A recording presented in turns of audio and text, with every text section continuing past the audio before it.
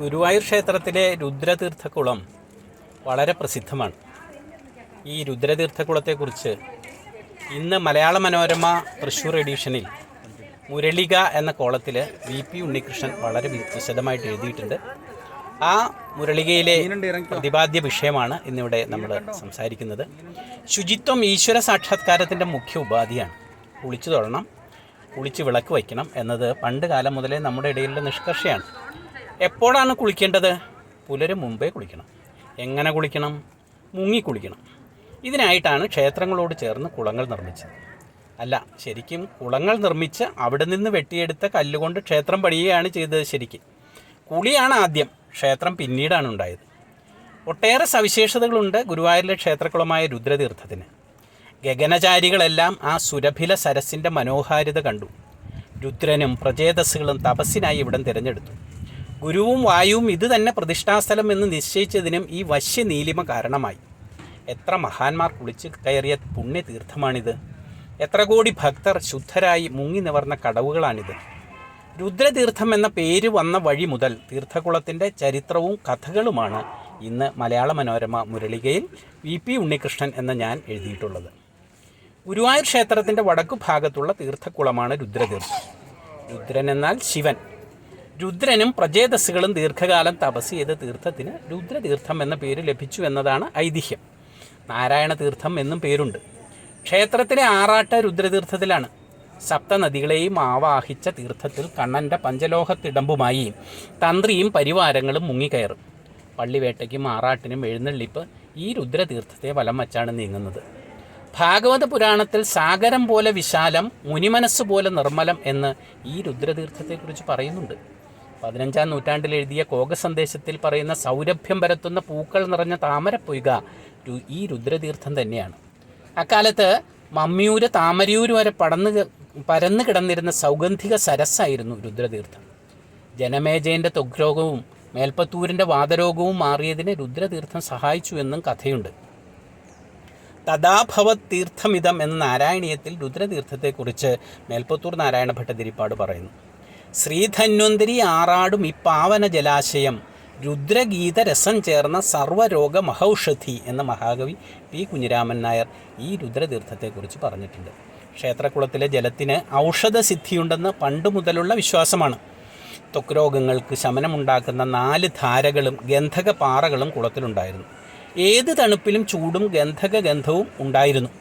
1970 ശേഷം കുളം നവീകരിച്ചു. പല ഭാഗവും കോൺക്രീറ്റ് ചെയ്തതോടെ ഇത് നഷ്ടമായി. ഇപ്പോൾ ശാസ്ത്രീയമായിട്ടാണ് വെള്ളം ശുദ്ധീകരിക്കുന്നത്. ക്ഷേത്രത്തിലെ രഹസ്യ അറയും രുദ്രതീർത്ഥവും ബന്ധപ്പെട്ട് കിടക്കുന്നതായും പറയാറുണ്ട്. പഴയ രേഖകളിൽ വടക്കേ ചിറ എന്നാണ് തീർത്ഥക്കുളം അറിയപ്പെടുന്നത്. 1900 മുതൽ ക്ഷേത്രം മാനേജരായിരുന്ന കോന്തിമേനോൻ ക്ഷേത്രക്കുളത്തിന് ചുറ്റും മദിരാശി രാജാ കമ്പനിയിൽ നിന്ന് വരുത്തിയ ഇരുമ്പ് വിളക്ക് കാലുകളും പാനീസ് വിളക്കുകളും സ്ഥാപിച്ചതായിട്ട് ചരിത്രത്തിലുണ്ട്. 1936 ആറാട്ട് കടവിൻ്റെ 3 ഭാഗത്തും 4 കോൽ ഉയരത്തിൽ 218 രൂപ 4 അണ ചെലവാക്കി ഇരുമ്പ് വേലി നിർമ്മിച്ചു. അതായത് ജനങ്ങൾ ഈ ആറാട്ട് കടവിലേക്ക് കടക്കാതിരിക്കാൻ വേണ്ടിയിട്ടാണ്. ചിറ വറ്റിക്കാൻ 350 രൂപയും പടവുകൾ നന്നാക്കി സ്ത്രീകളുടെ കുളക്കടവിന് ആൾമറ ഉണ്ടാക്കാൻ 259 രൂപ 8 അണയും ഉൾക്കുളം കുഴിക്കാൻ 60 രൂപയും അനുവദിച്ചതായി സാമൂതിരി രേഖകളിൽ പറയുന്നുണ്ട്. 61 മീറ്റർ നീളവും 60 മീറ്റർ വീതിയും 6 മീറ്റർ താഴ്ചയുമാണ് രുദ്രതീർത്ഥത്തിനുള്ളത് എന്നാണ് കണക്കുകൾ പറയുന്നത്. ക്ഷേത്ര പുനരുദ്ധാരണ സമയത്ത് കുളം നവീകരിച്ചു. എന്നിട്ട് ഉൾക്കുളമുണ്ടാക്കി. കുളത്തിൻ്റെ നടുവിൽ നല്ല ശിലയിൽ കാളിയമർദ്ദന കൃഷ്ണൻ്റെ ഒരു പ്രതിമയെ സ്ഥാപിച്ചു. ബാലയ്യ എന്ന് പറയുന്ന ഒരു ശില്പിയാണ് അന്നതിന് മുൻകൈ എടുത്ത് ഇത് ചെയ്തത്. കോവിഡ് കാലത്ത് ക്ഷേത്രക്കുളത്തിൽ ഒരാളും കുളിക്കാറില്ല. ക്ഷേത്രത്തിലെ ശാന്തിക്കാരല്ലാതെ മറ്റാരും കുളിക്കാറില്ല.